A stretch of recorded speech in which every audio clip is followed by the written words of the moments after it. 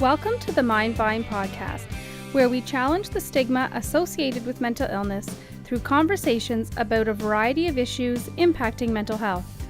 Here we bring you news, views, and interviews that intrigue, educate, and celebrate recovery. Leading us on this journey are the hosts of the Mind Vine podcast, Darryl Mathers and Chris Bovie. So welcome to the Mind Vine podcast. My name is Darryl Mathers, and as always, my co-host, Chris Bovie. Welcome. And this is really kind of interesting. So we're at the Mental Health for All conference here in Toronto that CMHA is hosting. And we've been interviewing people all week. A lot of people have, whether it's their personal story or they have a program that's kind of innovative.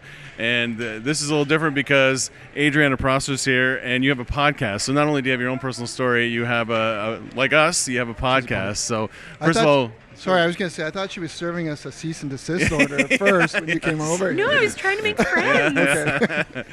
So it's kind of interesting that you have a podcast as well, and we're kind of trying to do the same thing, trying to start conversations. But maybe you can just tell us a little bit about your podcast and how you ended up creating one. Sure. Once upon a time, something awful, terrible, no good happened. My younger brother took his life in 2010. And I started telling that story once I started coming out of the darkness that is bereavement. And people kept on asking me to go out for coffee because they wanted to know what had happened to me. I just fell off the face of the earth, as one does with such a harsh bereavement reality. And after about the 11th time, somebody at the coffee shop was like, "You need to write this down, and you need to get up on a stage and tell people if people keep asking you to tell your story." And I'm like, "No, nobody wants to hear from me. Just babble on about how sad I am." And she's like, "No, it's a lot more than that."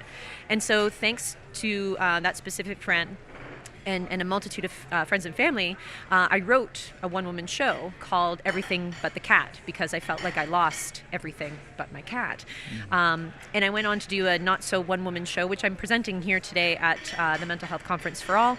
It's not a one-woman show because it's not just me and a microphone. I actually built in these really cool shadows, these shadow puppets about the memories of the people that I was talking to and going through. Anyway, I think it's cool.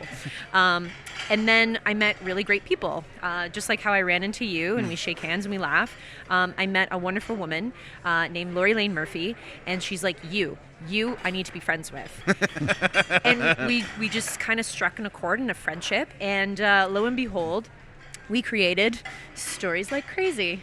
And Stories Like Crazy is us trying to take back that word and destigmatize the word crazy, because I'm one of those people that say crazy great, right? And when you're around mental health advocates, crazy can be a touchy word. Yeah. So we wanted to reclaim it, and we believe that everyone has a story, and sometimes they're crazy.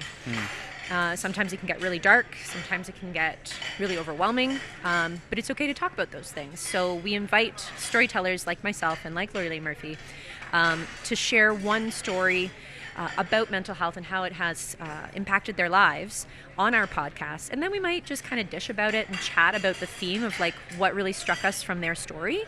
And yeah, that's where the podcast originated, was just, man, we need to keep talking about this stuff. And you do it in your living room. And we do it in our living room, yeah. There you go. With two mini dachshunds, two puppies, because nothing puts people at ease more than puppies. We work with 2 mini dachshunds too, John and Jordan. But so how was do you remember the first podcast that you did and what that was about? Or our first one is what I like to call a handshake. It was just getting to know both of us. Okay. We both introduced ourselves and what kind of focus we have for mental health advocacy.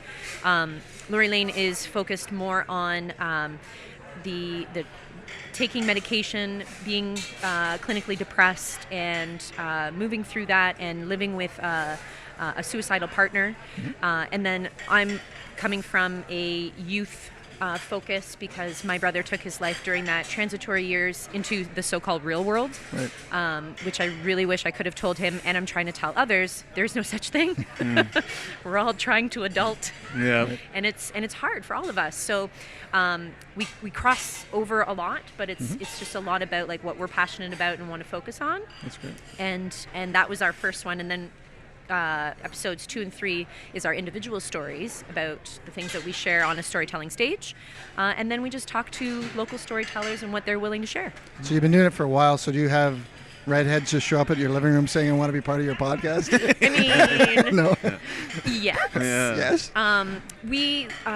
Lori Lane actually tried to make a storytelling event that people would come to and pay what you can at, like, backspaces and bars and theaters and stuff like that, called All in Your Head.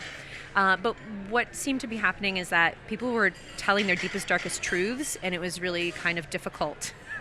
So it was comforting to be in my living room, surrounded by puppies and just like the chill atmosphere that is a living room, and one microphone and just two people being like, hey, do you want a cup of tea? Do you want something stronger? We can do that here. And let's just chat. Yeah. So yeah, it kind of evolved into, it moved away from the public sphere into this more private storytelling, but kind of, again, moved back into the public because it's a podcast. So it's kind of weird. Is going through the process of creating a podcast and talking to people and sharing, is part of that therapeutic for your own grieving that I'm sure you're still doing today? Yeah. And is the other part of it honoring your brother?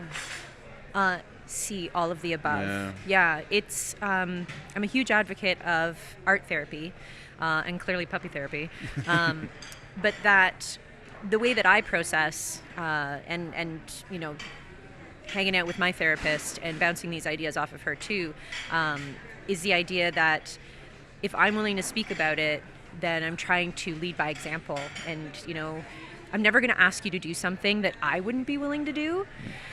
So I kind of put my money where my mouth is, or the lack thereof of money, because it's a podcast.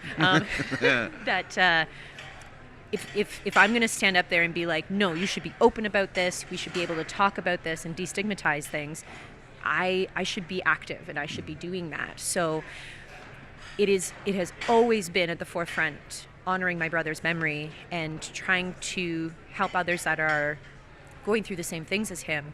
And then there's that selfish part of me that this is the way I process. I'm an extrovert, could you tell? I'm like this redheaded Fraggle, and this is how I feel I can help. I'm not a millionaire, so I can't do that. I'm not a therapist, so I can't do that.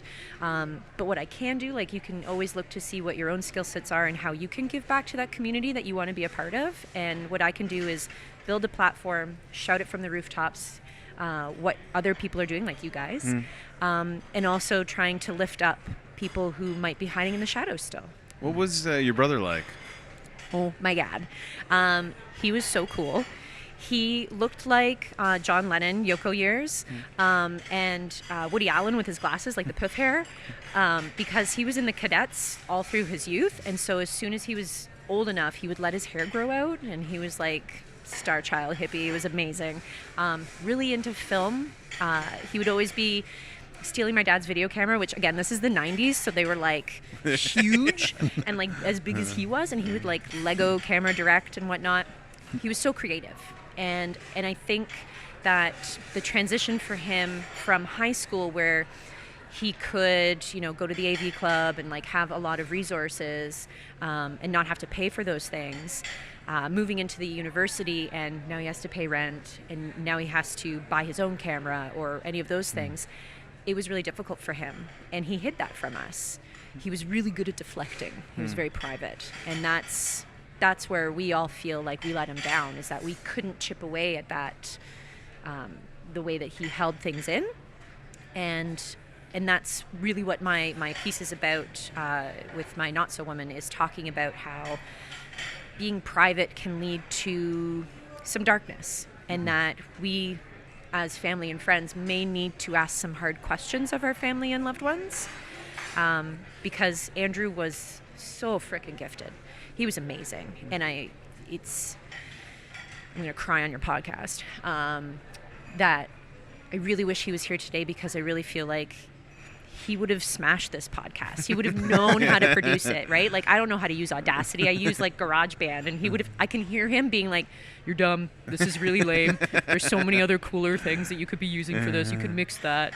You know, like, and so the fact that I get to miss out on knowing him is the thing that resides, that I know that he would have been such a cool adult, such a cool guy, and I miss him.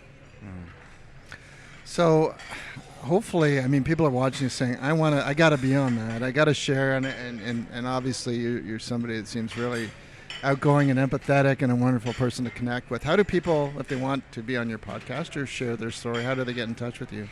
Please look us up. We are Stories Like Crazy.